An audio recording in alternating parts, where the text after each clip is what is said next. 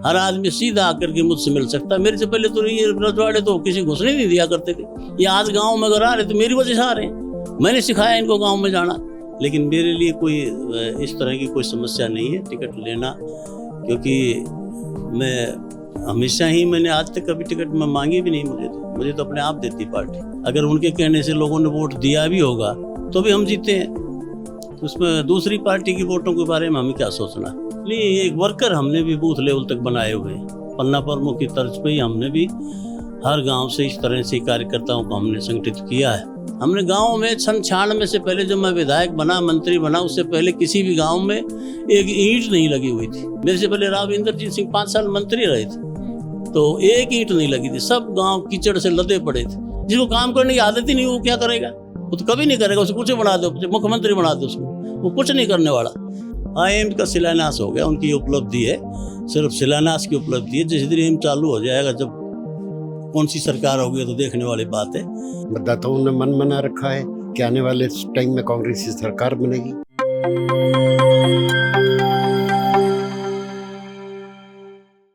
नमस्कार, मैं हूं कोमल राव। आज हमारे साथ मौजूद है पूर्व मंत्री, कांग्रेस के वरिष्ठ नेता जगदीश यादव जी। सर, सबसे पहले आपका स्वागत है। बहुत बहुत धन्यवाद कोमल जी। लोकसभा चुनाव के नतीजों से शुरुआत करते हैं अपने इंटरव्यू की।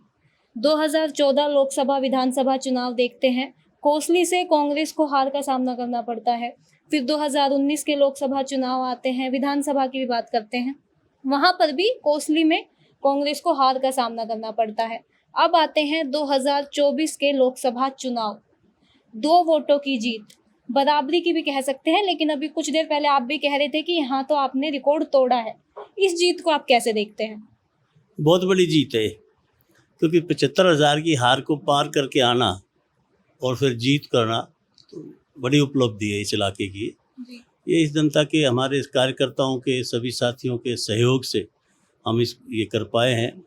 इसलिए तो बहुत बड़ी जीत मानता हूँ इसको। इस जीत के पीछे एक्स फैक्टर क्या मानते हैं? क्या वो सब चीज़ें मानते हैं जिनकी वजह से ये उपलब्धि मिली है? देखो, जहाँ जनता को धोखा दिया जाता है, झूठ बोल करके सत्ता हथियाई जाती है, और जनता की कसौटी पे कोई सरकार खरी ना उतरे या कोई विधायक या सांसद खरा ना उतरे, तो निश्चित तौर पर जनता में नाराज़गी रहती है, और उसको खामियाजा तो उसको भुगतना ही पड़ेगा। अगर अब आपकी बात करते हैं तो जैसा कि 5-5 का मुकाबला रहा है हरियाणा में कांग्रेस और भाजपा का, टिकटार्थियों की जो भीड़ है वो कांग्रेस पार्टी में संभावित सी है कि बढ़ेगी। तो आप अपनी टिकट को लेके कितने ज़्यादा आश्वस्त हैं? मैं तो 100% आश्वस्त हूँ। तो टिकटार्थी तो हर जगह होती है। जहाँ पार्टी, जो राज में आने वाली पार्टी होगी, वहाँ इच्छुक होंगे बहुत सारे लोग कि हम चुनाव लड़ लें, विधायक बन जाएं, सरकार में साझी हो जाएं। ये तो नेचुरल है।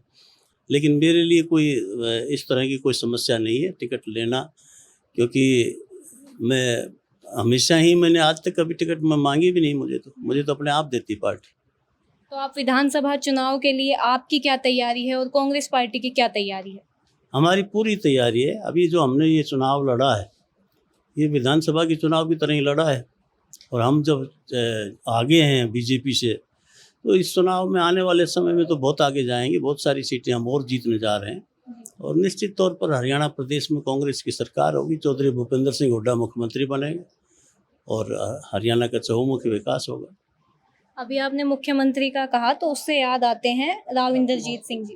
कोसली में वो आए थे प्रचार के लिए, तो क्या उनके आने से ऐसा कह सकते हैं कि जो वोट है या फिर जो जीत है वो थोड़ी कम मार्जिन की रही? अगर वो नहीं आते तो थोड़ी बढ़त के साथ और बढ़त मिल सकती थी।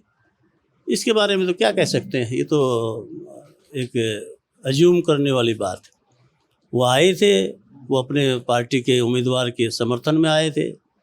जो ये वोट जो हमारी जो जीत हुई है, उनकी वोट ना आने की वजह से लगा के बावजूद भी तो हुई है। अगर उनके कहने से लोगों ने वोट दिया भी होगा तो भी हम जीते हैं, तो उसमें दूसरी पार्टी की वोटों के बारे में हमें क्या सोचना है। दूसरे नेता तो खिलाफत करेंगे, उनकी पार्टी है वो, तो उनकी पार्टी का ही समर्थन करेंगे वो तो। अब कितनी वोट गई है ये हम क्या कह सकते हैं इस बारे में। हम अपनी वोटों से जीत के आए।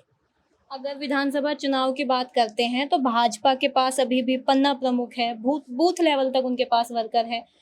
अगर कांग्रेस पार्टी को देखते हैं तो संगठन अभी तक नहीं है। नहीं, एक वर्कर हमने भी बूथ लेवल तक बनाए हुए हैं। पन्ना प्रमुख की तर्ज पे ही हमने भी हर गांव से इस तरह से कार्यकर्ताओं को हमने संगठित किया है, बूथ कमेटियां बनाई है और पूरे जोन वाइज भी कमेटियां बना रहे हैं हम।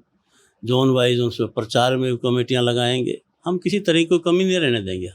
हम हर घर घर तक जा करके हम हर मतदाता से संपर्क साधेंगे और निश्चित तौर पर हम इस बार बहुत भारी वोटों से जीत करके जाएंगे। ये आपसे मेरा अंतिम सवाल होगा, जनता कांग्रेस पार्टी को या जगदीश यादव को क्यों चुने? ये तो इसका बेहतर जवाब तो जनता ही दे सकती है, लेकिन अगर आप मेरे से पूछते हैं तो एक राजनीति में एक कंपैरिजन होता है कि कोई विधायक है, उसने कितना काम किया है, किस तरह का वो लोगों से मिला है, उसका क्या एटीट्यूड है, क्या उसकी सोच है, उसका लक्ष्य क्या है। दूसरा उम्मीदवार जब आता है तो उससे कंपेयर करते हैं। मैं भी इस विधानसभा क्षेत्र से विधायक रहा हूँ, सरकार में मंत्री भी रहा हूँ। मैं चौधरी बंसीलाल जी की सरकार में भी रहा हूँ, चौधरी ओम प्रकाश चौटाला जी की सरकार में भी रहा हूँ, कैबिनेट मिनिस्टर भी रहा हूँ, स्टेट मिनिस्टर था पहले, फिर कैबिनेट मिनिस्टर बनाया। तो मेरे जो उस समय के जो कार्य हैं उनको देख करके तो लोग मेरे साथ हैं। आज जो इतनी भारी जो जन समर्थन हमें मिल रहा है तो मेरे वो कामों की वजह से मिल रहा है। अब दूसरे लोग कहीं ठहर ही नहीं पाते। मैं तो एक सीधी सी बात कहता हूँ, कोई ज़्यादा सोच विचार करने की आवश्यकता नहीं है। मैंने 3 साल में 37 स्कूलों के दर्जे बढ़ा दिए थे अपने विधानसभा क्षेत्र में।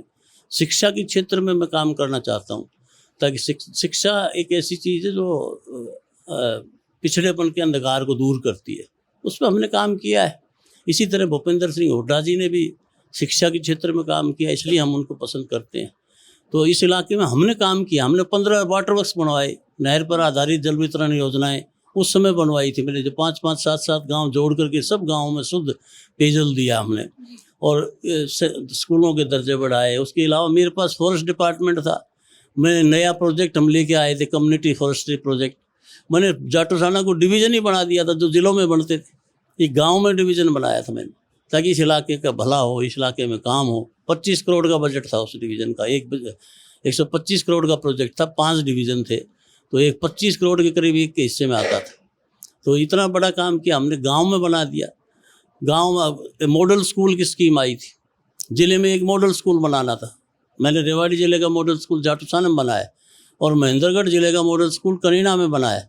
एकमात्र विधानसभा क्षेत्र जाटूसाना ऐसा था जिसमें 2 मॉडल स्कूल बने थे, जबकि ज़िले में एक बनता था।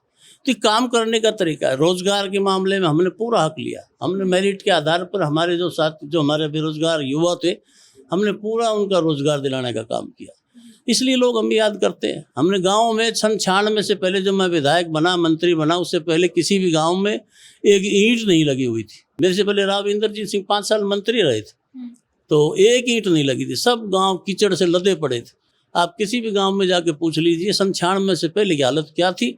अगर हर गांव में अगर गलियां बनवाई तो मैंने बनवाई। वो आज तक याद करते हैं लोग कि गांव का कायाकल्प किया हमने।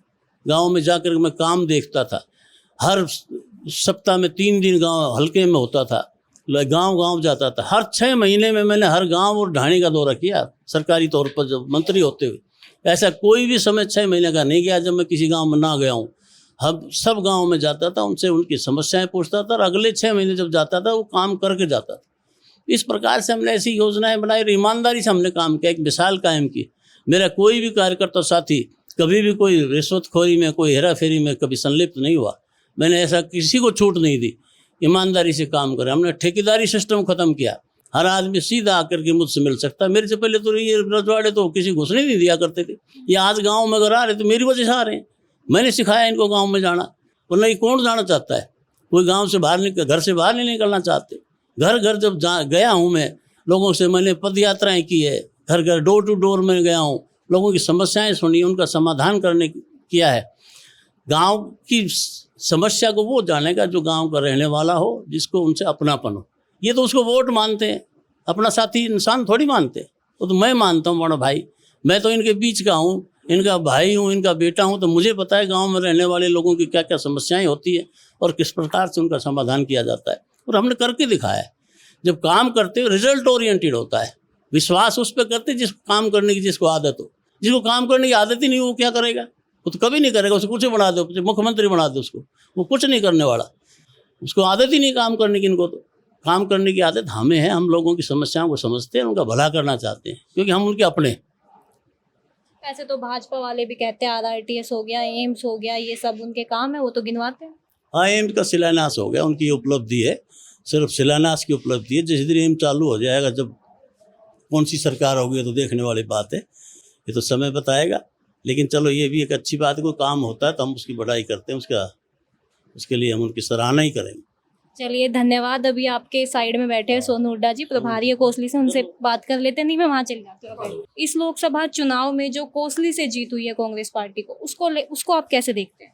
ये कार्यकर्ताओं की जीत है, कोसली हल्के की जीत है, दीपेंद्र की शख्सियत की जीत है, मैं यही कह सकता हूँ। विधानसभा चुनाव में भी कुछ ऐसा ही देखने को मिलेगा? बिल्कुल मिलेगा। मतदाताओं ने मन बना रखा है कि आने वाले टाइम में कांग्रेस की सरकार बनेगी।